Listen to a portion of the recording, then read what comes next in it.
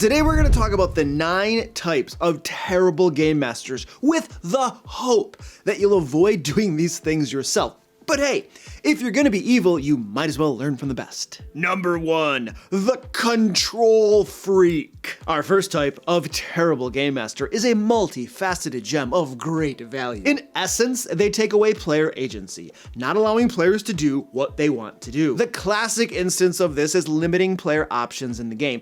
They might only be able to go in the front door of the castle, for instance, instead of climbing the walls, using the sally port, or any other number of ways that they might otherwise get into the castle. And this is because the game master has something special planned for the front door, and gosh darn it, those players are gonna go through that front door come hell or high water. Sometimes the GM doesn't even have a good reason. They just want to limit options because it's what they want, and players' wishes be darned. Other times, game masters deny player agency because they can't or won't improvise when the players do something they don't expect. So instead, they just say no. However, the most pernicious aspect of this type of terrible GM is the storyteller. This is the GM who wants to tell their story in the game without player input on what actually happened. Basically, they want to write a book through the game instead of playing a game. Game masters like this often use the flimsy defense of saying, the game master is the storyteller, to justify their robbery of player agency. I have an entire video talking about how game masters are not storytellers if you want to go check that out. They are, but they aren't. Everyone at the game table is a storyteller, but it's also a game too, and the dice help decide what happens. Number 2.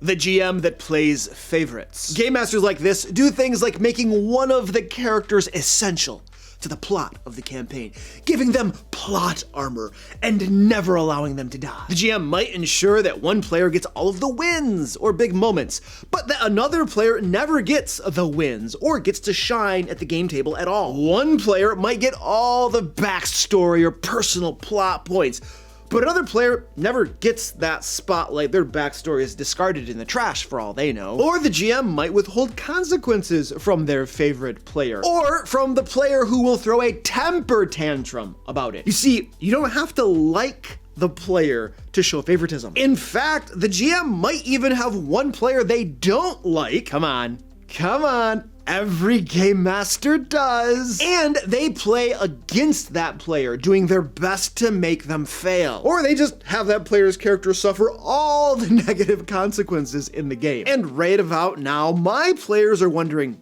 gee, which one of us does Luke not like? Oh, I love you all of you. Number 3, the lazy game master. This is the game master who doesn't prepare for the game or dramatically underprepares, resulting in a worse game experience for the players. This is not the game master who is aware of their strengths and weaknesses, prepares what they can't improvise, and doesn't prepare what they can improvise. No. This is the GM that just straight up doesn't prep and then justifies their laziness with trite expressions such as, a GM's plans never survive first contact with the players. Or they'll be like, I got a life, man, I don't got time for this crap. Whatever. There's always a rationalization. There's always a reason and an excuse. Now, some of these GMs think that they're so good that they don't need to plan. They're so good that they can improvise amazing games with no prep at all. Yeah, I met a game master like that once. Guess what?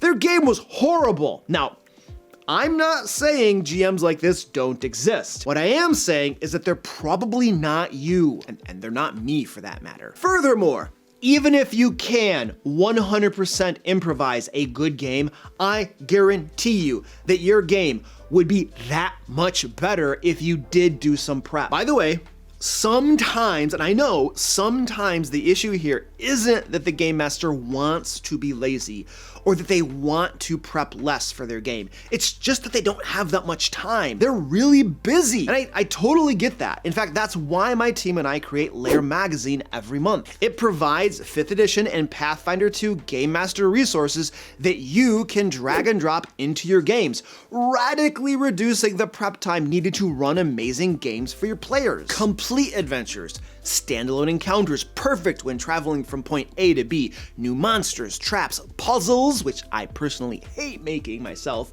and more. Also, if you play online, Lair magazine adventures are now available in Foundry VTT as well. We have done all of the work of setting up the maps, lightings, walls, tokens, journal entries, everything, so that you don't have to. Check out Lair magazine and our Foundry modules at the link below. Number 4, the abuser, the killer DM, the adversarial GM. This type of game master sees themselves as the adversary for the players. For the players, not their characters. They actively oppose the players and their goals. This GM wants to win and defeat the players. Win and defeat. Like, look, what does that mean in a game like this?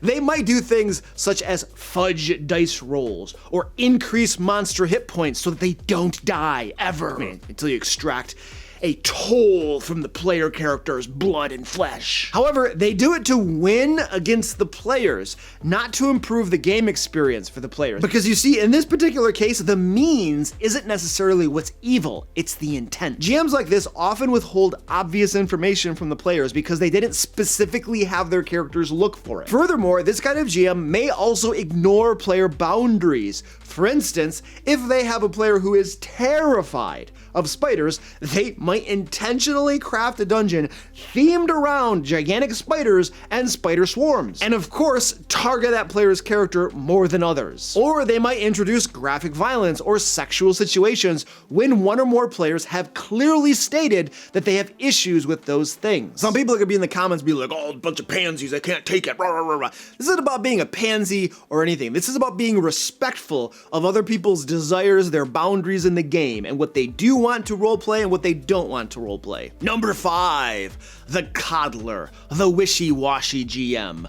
the no consequences GM. And we're bringing it full circle just a little bit here, because in this Game Master's games, there are never any real consequences. Death is off the table, or if a character somehow manages to die, which is nearly impossible in some role-playing games like D&D 5th edition, for instance. The Game Master brings them back immediately one way or another, or even uses GM fiat if necessary. This Game Master lets players push them around, bully them, and often changes rules calls because a player wasn't happy with their results. You know, this is the classic temper tantrum, the rules argument, where everything just grinds to a halt and the players screaming and yelling, and then this Game Master retreats into a corner. Yes, sir, that's fine, we'll do it your way. They might retcon entire scenes or combats because the results were bad. These Game Masters also tend to avoid conflict outside of the game and won't do what's necessary to make the game better, such as removing a problem player or dealing with two players that aren't getting along. By the way, I'm not saying that the Game Master is always right and that they should never listen to what a player has to say. What there should be is a discussion, a calm, rational discussion that takes place where both sides go to express their opinions, and then the Game Master makes the final call. Number 6, the world builder, the architect, the lore master. This Game Master is so invested in their world building that they overload their players with unnecessary lore. Lore descriptions might go on for several minutes, or better yet, come as thick handouts, like big, huge, massive handouts that the Game Master requires one player to read out loud to the others. You know, there's extra room too in this binder because we're gonna add more lore to it as we go. Look, some players love lore, but most kinda don't. And massive lore dumps can be boring. So the Game Master really should limit themselves to giving the players the lore that they actually need or will need for this adventure or maybe the next one. Foreshadowing, baby, foreshadowing. Not unnecessary lore dumps that serve no real purpose. The other issue here is that players may think that everything the GM tells them is important, and they might get bogged down in the minutia of the lore, furiously scribbling notes and asking for clarifications, and generally slowing down gameplay, when only a fraction of that lore was actually relevant. GMs like this often spend so much time world building that they don't plan their games, their adventures, much at all. all. So then, when they are actually at the game session, the adventures themselves could be lackluster. And it's like the one thing players mostly care about suffers. And the one thing most players don't usually care about is outstanding, in theory, because time spent doing something doesn't mean that it's good. It just means you spent a lot of time doing it, which increases the probability of it being good. But, you know, if I were to dig a ditch, my ditch would probably suck because I'm not a good ditch digger, even though I could spend a lot of time doing it. Bad example, let's move on. The point is the game master like this has their priorities backwards. And at the extreme, a GM like this might spend so much time world building that they never actually schedule the game and they never play, and thus all the world building and lore that they've spent like, I don't know, years doing never even gets put to use. Number 7, the tourist, the next big thing game master. This game master ends campaigns in the middle or rushes to the end because they can see something cool on the horizon, like this shiny out there, we just gotta get to it. Now this could be the result of wanting to play a new game system. Dungeon Crawl Classics does seem pretty cool after all. Or having a great new idea for the next campaign in the same game system, or even just wanting to play in a different game world, like switching from Forgotten Realms to Eberron. This issue can frustrate players who want to see a story through to the end, especially if the GM frequently tries to shift to the next big thing. Also, some players really enjoy their character and want to explore their story or abilities into higher levels of play. Thus, they get disappointed when they never get past tier 1 or 2 in a campaign. If we're talking about switching systems, some players don't want to constantly learn a new rule set or have to buy new books all the time. Speaking of which, frequently switching systems can also anger players who have invested a lot of money into buying players' books or supplements for one game just for the GM to want to jump to a different system. Now, wanting to switch things up could also be the result of a GM who gets bored with the current campaign or gets burned out and, rather than talking to their players about it, thinks that a change is all that it'll take to get them back in the zone. By the way, if you've ever had a game master like any of these, please give me a thumbs up and share this video with that game master. Oh, and if you are a game master whose players shared this video with you, well, I guess you know whose character needs to die in the next game session. Don't actually do that, because then you're gonna fall into one of the previous categories of terrible game masters. Somebody's gonna do that. You know they will. And they'll leave a comment down below yelling at me because it's my fault. Like, I told them not to. Number 8, the Loot Fairy, the Monty Hall GM, or the opposite. This is the GM who gives out too much loot. Now, a lot of players think that they actually want this, and it is cool at first. However, this approach makes the loot less special, and it usually results in making the game unbalanced. Furthermore, it can make the players expect the loot and feel entitled to it. Ooh, that's a really cool buzzword for you, isn't it? Entitlement. I bet that will get some folks set off in the comments yelling at me down below, won't it?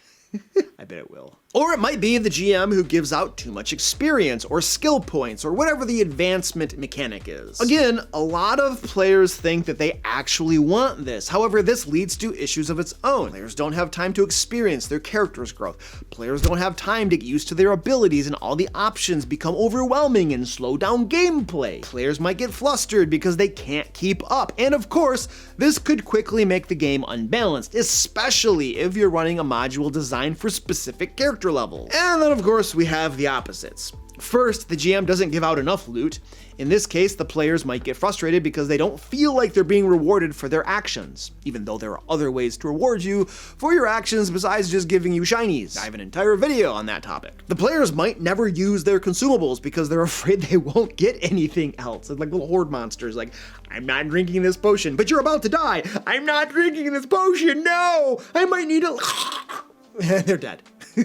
Not enough loot can also make the game unbalanced too. I mean, you see a trend here because character power lags behind the challenge of the adventures. Then you have the GM who doesn't give out enough experience points for character advancement. Here the players get frustrated with slow progression, get bored with their characters because they never grow, they never change, they only have the same stuff all the time. A friend of mine once told me about a game master he played under that only did level ups once a year. My friend played at level 1 for several years because his character would die every so often and thus not qualify for a level up. I mean, that's just nuts. Naturally, not only can this make the game unenjoyable, but also unbalanced yet again. We're gonna get some people in the comments be like, well, this game not supposed to be balanced. The old school game, when old school was never balanced. It's like, okay, cool, that's great. That's those games. This game's a little different these days, right? It's okay to have different types of games, and we can play the ones that appeal to us. Like what we play today doesn't have to be the way it was 20 years ago, and there's nothing wrong with that.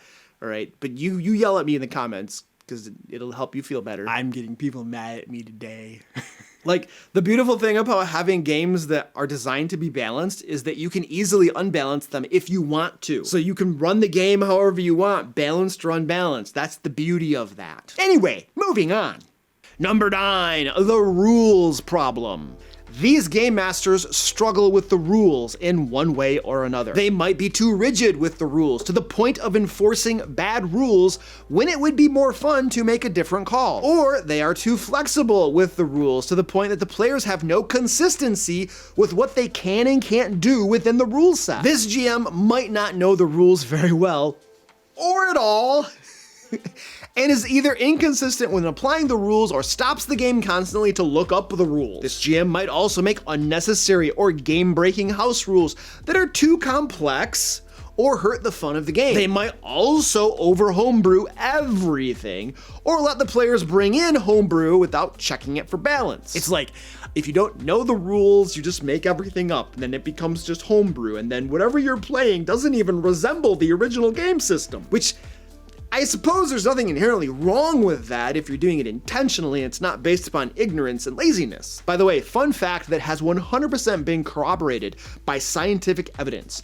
90% of all player homebrew rules on the internet are crazy overpowered and unbalanced. Allow them into your games without revisions at your own risk. A whole bunch of people who create player content are gonna be like, Luke, you're a jerk. Yeah, but it's been scientific evidence, dude, and like, you know, studies, it's been done, man. There are reams, like, the literature is clear on this. Let us know down in the comments your Game Master horror stories, and let us know if we forgot to mention a type of terrible GM. Also, if you're a busy Game Master looking for pre-made 5e and Pathfinder 2 adventures, monsters, and other resources, don't forget to check out Lair magazine and our Foundry VTT packs at the links below. Now, if you'd like to learn about all the ways players often try to cheat and what you should do about it, watch this video right here. And until next time, happy game mastering.